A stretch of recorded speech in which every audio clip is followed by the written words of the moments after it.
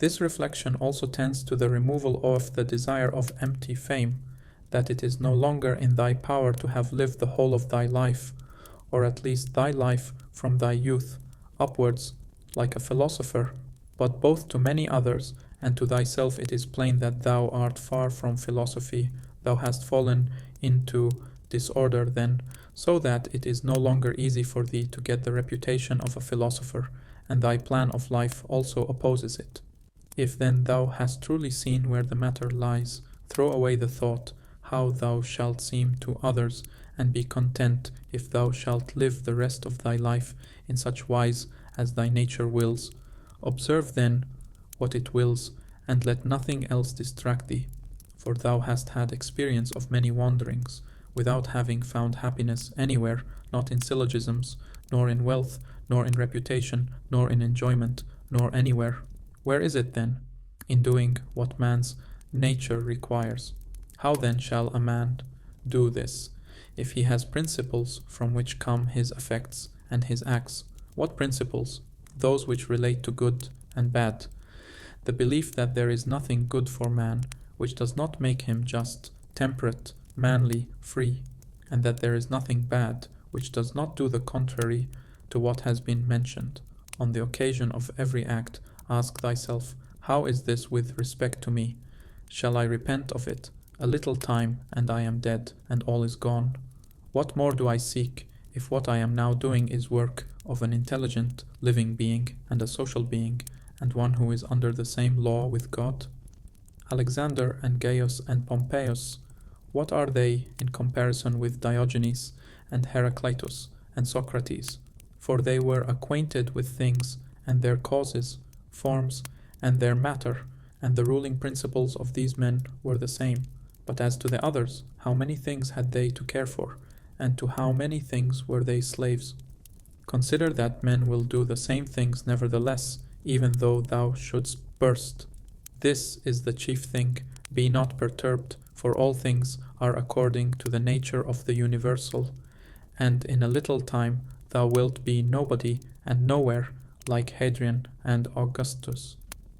In the next place, having fixed thy eyes steadily on thy business, look at it, and at the same time remembering that it is thy duty to be a good man, and what man's nature demands.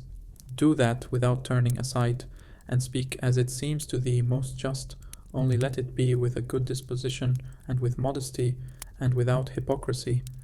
The nature of the universal has this work to do, to remove to that place the things which are in this, to change them, to take them away hence, and to carry them there. All things are change, yet we need not fear anything new. All things are familiar to us, but the distribution of them still remains the same.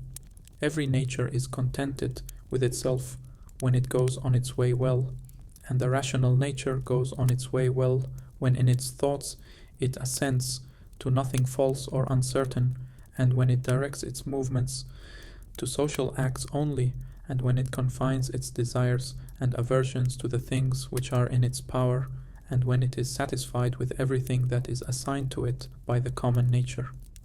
For of this common nature every particular nature is a part, as the nature of the leaf is a part of the nature of the plant, except that in the plant the nature of the leaf is part of a nature which has not perception or reason and is subject to be impeded. But the nature of man is part of a nature which is not subject to impediments and is intelligent and just, since it gives to everything in equal portions and according to its worth, times, substance, cause, form, activity, and incident. But examine, not to discover that any one thing compared with any other single thing is equal in all respects, but by taking all the parts together of one thing and comparing them with all the parts together of another. Thou hast not leisure or ability to read, but thou hast leisure or ability to check arrogance. Thou hast leisure to be superior to pleasure and pain. Thou hast leisure to be superior to love of fame, and not to be vexed at stupid and ungrateful people, nay, even to care for them. Let no man any longer hear thee finding fault with the court life or with thy own. Repentance is a kind of self-reproof for having neglected something useful, but that which is good must be something useful, and the perfect good man should look after it. But no such man would ever repent of having refused any sensual pleasure. Pleasure, then, is neither good nor useful. This thing, what is it in itself, in its own constitution? What is its substance and material, and what its causal nature or form? And what is it doing in the world, and how long does it subsist? When thou risest from sleep with reluctance, remember that it is according to thy constitution and according to human nature to perform social acts, but sleeping is common also to irrational animals. But that which is according to each individual's nature is also more peculiarly its own, and more suitable to its nature, and indeed also more agreeable. Constantly, and, if it be possible, on the occasion of every impression on the soul, apply to it the principles of physic, of ethic, and of dialectic. Whatever man thou meetest with, immediately say to thyself, what opinions has this man about good and bad? For if, with respect to pleasure and pain and the causes of each, and with respect to fame and ignominy, death and life, he has such and such opinions, it will seem nothing wonderful or strange to me if he does such and such things, and I shall bear in mind that he is compelled to do so. Remember that as it is a shame to be surprised if the fig tree produces figs, so it is to be surprised if the world produces such and such things of which it is productive. And for the physician and the helmsman it is a shame to be surprised if a man has a fever, or if the wind is unfavorable. Remember that to change thy opinion and to follow him who corrects thy error is as consistent with freedom as it is to persist in thy error. For it is thy own, the activity which is exerted according to thy own movement and judgment, and indeed according to thy own understanding too. If a thing is in thy own power, why dost thou do it? But if it is in the power of another, whom dost thou blame? The atoms, chance, or the gods? Both are foolish, thou must blame nobody. For if thou canst, correct that which is the cause. But if thou canst not do this, correct at least the thing itself. But if thou canst not do even this, of what use is it to thee to find fault? For nothing should be done without a purpose. That which has died falls not out of the universe. If it stays here, it also changes here, and is dissolved into its proper parts, which are elements of the universe and of thyself. And these too change, and they murmur not. Everything exists for some end, a horse, a vine. Why dost thou wonder? Even the sun will say, I am for some purpose, and the rest of the gods will say the same. For what purpose, then, art thou? To enjoy pleasure? See if common sense allows this. Nature has had regard in everything, no less to the end than to the beginning and the continuance, just like the man who throws up a ball. What good is it, then, for the ball to be thrown up, or harm for it to come down, or even to have fallen? And what good is it to the bubble while it holds together, or what harm when it is burst? The same may be said of a light also. Turn it, the body, inside out, and see what kind of thing it is, and when it has grown old, what kind of thing it becomes, and when it is diseased. Short-lived are both the praiser and the praised, and the rememberer and the remembered, and all this in a nook of this part of the world, and not even here do all agree. No, not anyone with himself, and the whole earth, too, is a point. Attend to the matter which is before thee, whether it is an opinion or an act or a word. Thou sufferest this justly, for thou choosest rather to become good tomorrow than to be good today. Am I doing anything? I do it with reference to the good of mankind. Does anything happen to me? I receive it and refer it to the gods and the source of all things, from which all that happens is derived. Such as bathing appears to thee, oil, sweat, dirt, filthy water, all things disgusting, so is every part of life, and everything. Lucilla saw Verus die, and then Lucilla died. Secunda saw Maximus die, and then Secunda died. Epitincanus saw Diotimus die, and Epitincanus died. Antoninus saw Faustina die, and then Antoninus died. Such is everything. Keller saw Hadrian die, and then Keller died. And those sharp-witted men, either seers or men inflated with pride, where are they? For instance, the sharp-witted men, Carax and Demetrius, the Platonist, and Eudamon, and anyone else like them. All ephemeral, dead long ago. Some indeed have not been remembered even for a short time, and others have become the heroes of fables, and again others have disappeared even from fables. Remember this then, that this little compound, thyself, must either be dissolved, or thy poor breath must be extinguished, or be removed and placed elsewhere. It is satisfaction to a man to do the proper works of a man. Now it is a proper work of a man to be benevolent to his own kind, to despise the movements of the senses, to form a just judgment of plausible appearances, and to take a survey of the nature of the universe and of the things which happen in it. There are three relations between thee and other things: the one to the body which surrounds thee, the second to the divine cause from which all things come to all, and the third to those who live with thee.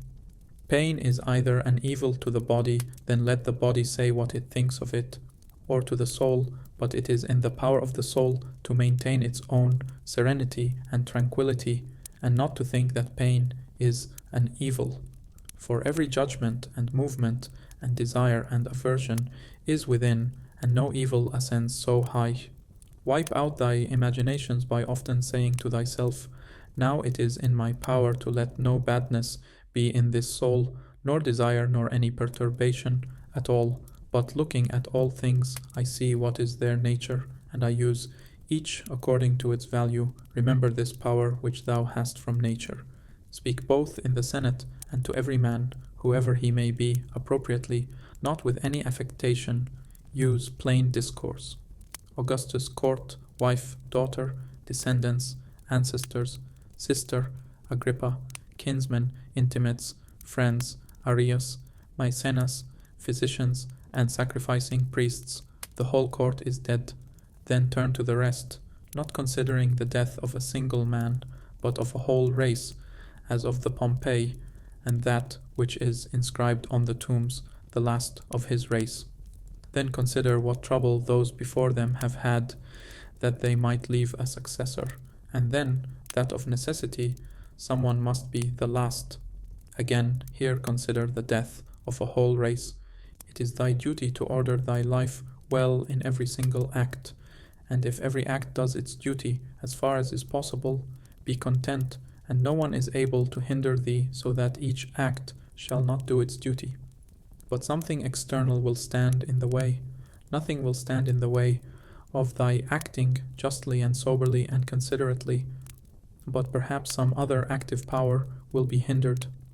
Well, but by acquiescing in the hindrance, and by being content to transfer thy efforts to that which is allowed, another opportunity of action is immediately put before thee in place of that which was hindered, and one which will adapt itself to this ordering of which we are speaking. Receive wealth or prosperity without arrogance, and be ready to let it go. If thou didst ever see a hand cut off, or a foot, or a head lying anywhere apart from the rest of the body, such does a man make himself as far as he can, who is not content with what happens and separates himself from others, or does anything unsocial. Suppose that thou hast detached thyself from the natural unity, for thou wast made by nature apart, but now thou hast cut thyself off. Yet here there is this beautiful provision, that it is in thy power again to unite thyself. God has allowed this to no other part, after it has been separated and cut asunder, to come together again. But consider the kindness by which he has distinguished man, for he has put it in his power not to be separated at all from the universal, and when he has been separated, he has allowed him to return and to be united and to resume his place as a part. As the nature of the universal has given to every rational being all the other powers that it has, so we have received from it this power also. For as the universal nature converts and fixes in its predestined place everything which stands in the way and opposes it, and makes such things a part of itself, so also the rational animal is able to make every hindrance its own material and to use it for such purposes as it may have designed. Do not disturb thyself by thinking of the whole of thy life. Let not thy thoughts at once embrace all the various troubles which thou mayest expect to befall thee, but on every occasion ask thyself, what is there in this which is intolerable and past bearing? For thou wilt be ashamed to confess. In the next place, remember that neither the future nor the past pains thee, but only the present. But this is reduced to a very little, if thou only circumscribest it, and chidest thy mind, if it is unable to hold out against even this. Does Panthea or Pergamos now sit by the tomb of Verus? Does Corias or Diotimus sit by the tomb of Hadrian? That would be ridiculous. Well, suppose they did sit there, would the dead be conscious of it? And if the dead were conscious, would they be pleased? And if they were pleased, would that make them immortal? Was it not in the order of destiny that these persons too should first become old women and old men and then die? What then would those do after these were dead? All this is foul smell and blood in a bag. If thou canst see sharp, look and judge wisely, says the philosopher. In the constitution of the rational animal I see no virtue which is opposed to justice, but I see a virtue which is opposed to love of pleasure, and that is temperance. If thou takest away thy opinion about that which appears to give thee pain, thou thyself standest in perfect security. Who is this self? The reason? But I am not reason. Be it so? Let then the reason itself not trouble itself, but if any other part of thee suffers, let it have its own opinion about itself. Hindrance to the perceptions of sense is an evil to the animal nature. Hindrance to the movements, desires, is equally an evil to the animal nature, and something else also is equally an impediment and an evil to the constitution of plants. So then that which is a hindrance to the intelligence is an evil to the intelligent nature. Apply all these things then to thyself. Does pain or sensuous pleasure affect thee? The senses will look to that. Has any obstacle opposed thee in thy efforts towards an object? If indeed thou wast making this effort absolutely, unconditionally, or without any reservation, certainly this obstacle is an evil to thee considered as a rational animal.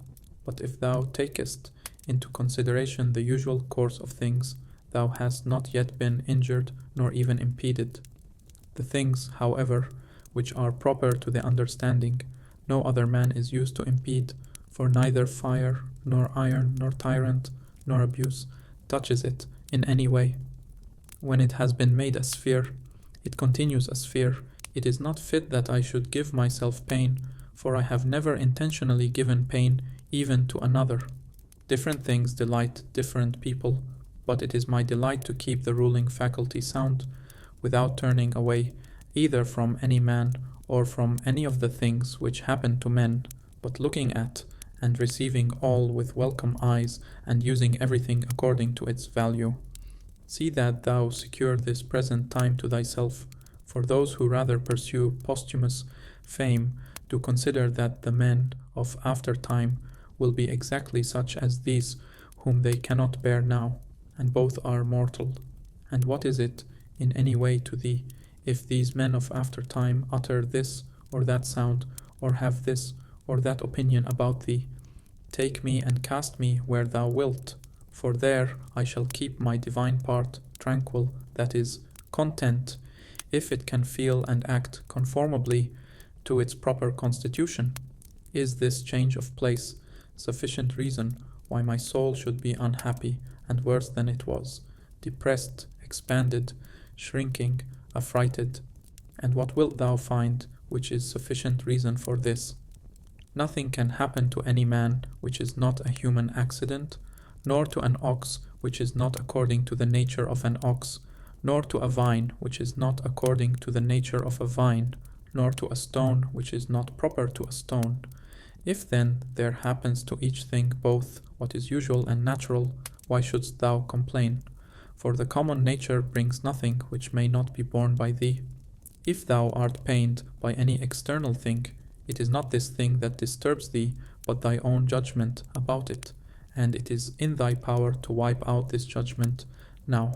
But if anything in thy own disposition gives thee pain, who hinders thee from correcting thy opinion?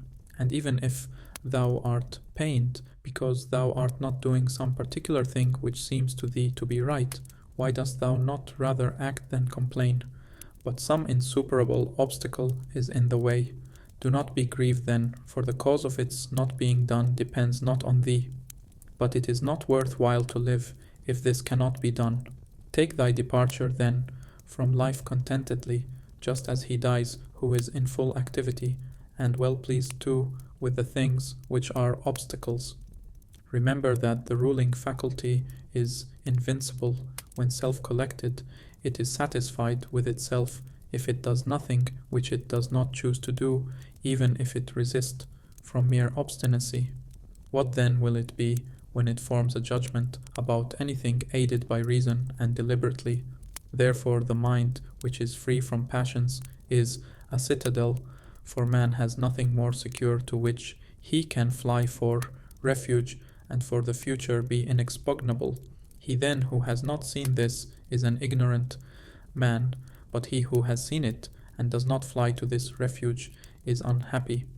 Say nothing more to thyself than what the first appearances report. Suppose that it has been reported to thee that a certain person speaks ill of thee. This has been reported, but that thou hast been injured, that has not been reported. I see that my child is sick. I do see, but that he is in danger I do not see.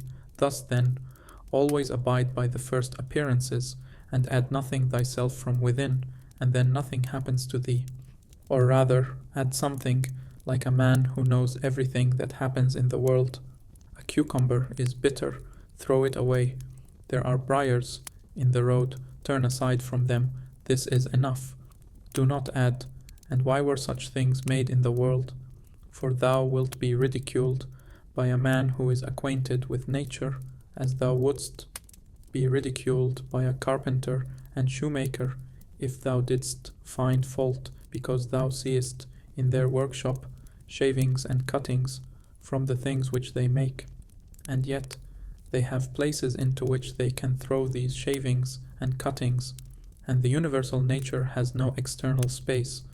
But the wondrous part of her art is that, though she has circumscribed herself, everything within her which appears to decay and to grow old and to be useless, she changes into herself, and again makes other new things from these very same, so that she requires neither substance from without, nor wants a place into which she may cast that which decays.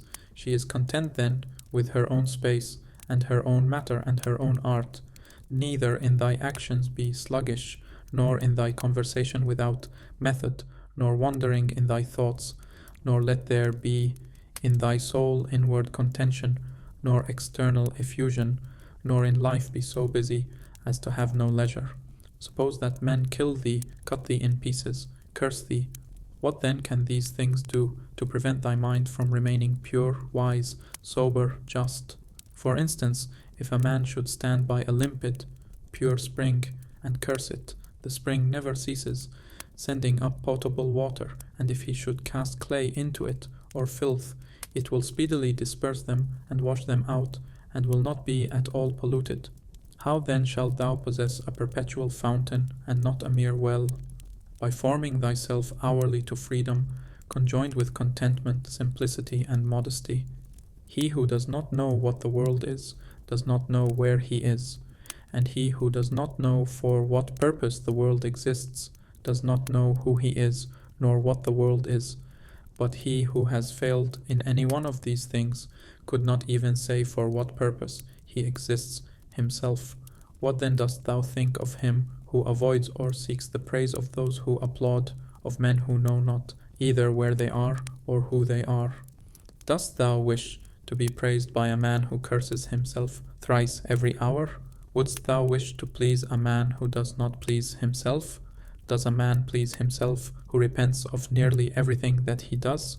No longer let thy breathing only act in concert with the air which surrounds thee, but let thy intelligence also now be in harmony with the intelligence which embraces all things.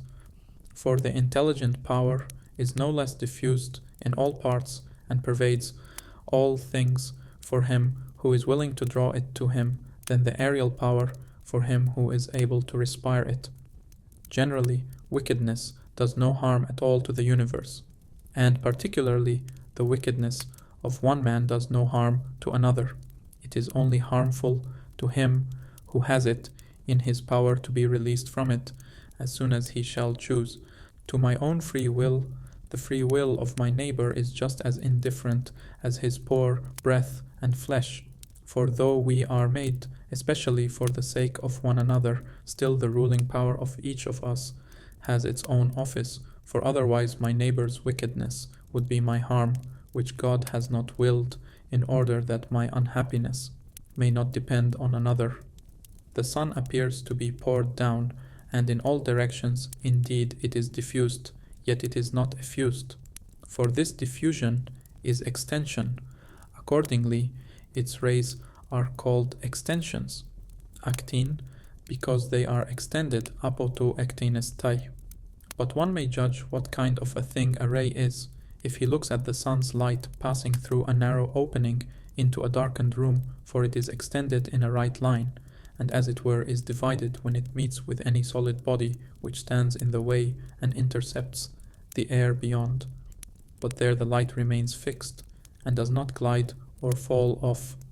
Such, then, ought to be the outpouring and diffusion of the understanding, and it should in no way be an effusion, but an extension, and it should make no violent or impetuous collision with the obstacles which are in its way, nor yet fall down, but be fixed and enlighten that which receives it, for a body will deprive itself of the illumination if it does not admit it.